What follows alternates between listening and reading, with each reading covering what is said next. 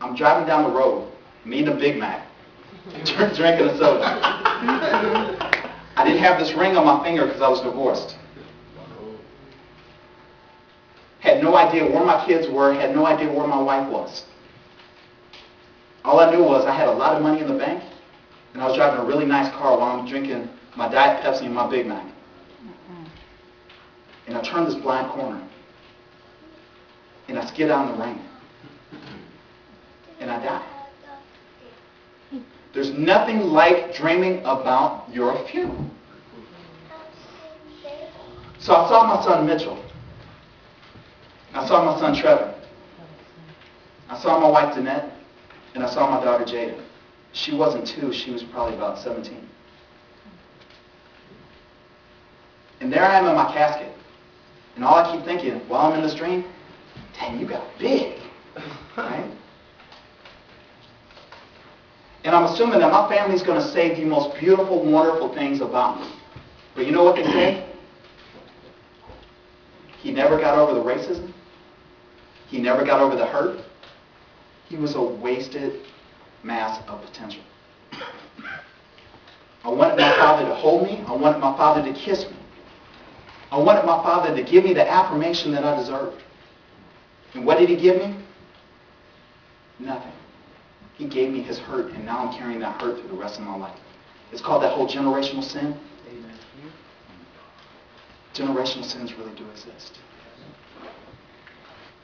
That's what I saw in my funeral. And I woke up that next morning and I was sweating. I woke up that next morning and I was in pain. And understand, I was also happy. Because that was the first time in 6 years that I slept the entire night. Wow. That's just how depleted my life was. Went to bed every night at 11 o'clock and woke up every morning at 1 a.m. and just stared up at the ceiling for 6 years. I couldn't tell you what was wrong, I just knew something was wrong. And when I came to the end of myself, when I realized just how bad my life was, when I realized just how bad, or the potential of inflicting pain upon the people that I love the most, you don't always inflict pain with your fist.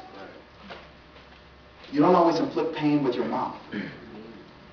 Sometimes you just inflict pain by simply choosing not to be there.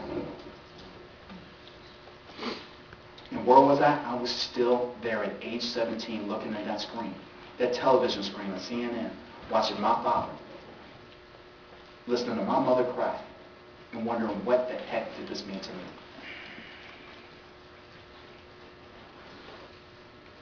It's usually not until you come to the end of yourself that you realize, you know what?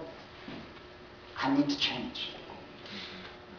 Because if I don't change right here, right now, if I don't stand up, forget being a man, forget being a woman, if I don't stand up right now and be the child of God that I was created to be, God might as well take me right now and start all over. So what did I decide to do? I wrote out forgiveness letters. I called friends of mine who I had hurt and asked for their forgiveness. Some accepted my plea for forgiveness. Others said, Jason, I never want to talk to you again, and I had to accept that. But I was okay about moving on. I called and forgave the people who had hurt me. But have you ever forgiven somebody, but it's usually the people that you know it's pretty easy to forgive, but you don't always contact those other people who might have really hurt you, who might have really wronged you, because if you see them, they take you back to that place you don't want to go back to? In my case, it was racism. Other people's case, it might have been raped. You might have been hurt. You might have been molested. Whatever the case might be, and the gamut goes on. We can all think of somebody in our life who has hurt us beyond anything we've ever known. For me, it was the Ku Klux Klan. And for me, it was the city of Dubuque. The two entities that I felt had hurt me the most. I realized I had never forgiven them. So I believe it was on April 28th of this year. I'm lying in bed with my wife. It's about 1 a.m. and she rolls over and she goes, Jason, what are you doing? I go, I'm just typing a letter to the Ku Klux Klan. And she goes, "You're doing what?" And I go like this, I go, "Nothing, baby, don't worry about it." She goes back to sleep. Obviously assuming that I was just joking. But I typed out a letter to the Ku Klux Klan. I found their national office. And ironically enough, their national office is run by the same man who orchestrated the cross burnings in Dubuque, Iowa. Wow. Right?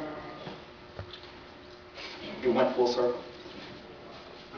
And in that letter, I would like to say that, I wrote a 3-page treatise about, how we should all love and how we should all forgive and all that good stuff. No, I didn't.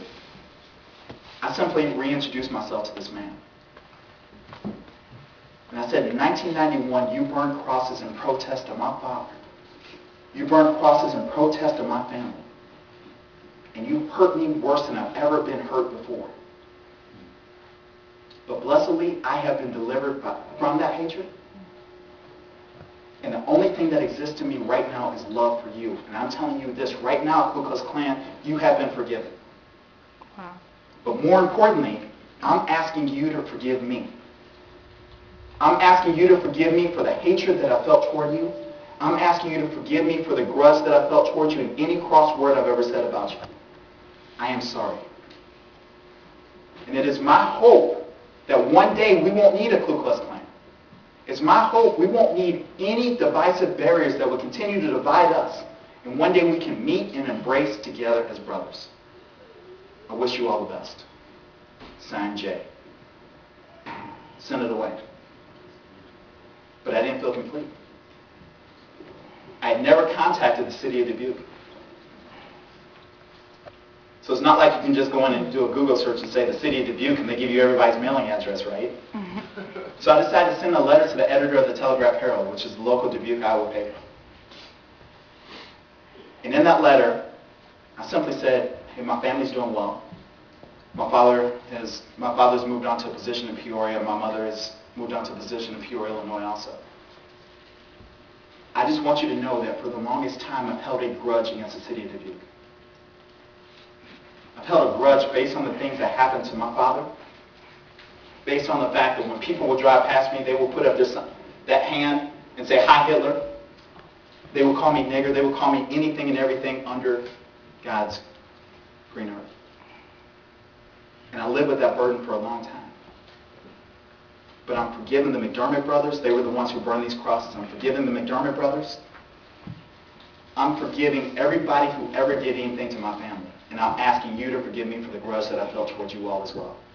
And my hope is that one day, if my family returns to Dubuque, Iowa, we will return to a racially sensitive and culturally diverse community. With regards, Jason Greer. And I sent it away and I was done. So I get a call the next day from the Telegraph-Herald. Mr. Greer, we got your letter. And I'm thinking to myself, oh man, they burned some more crosses. All right, here we go again. I didn't do it.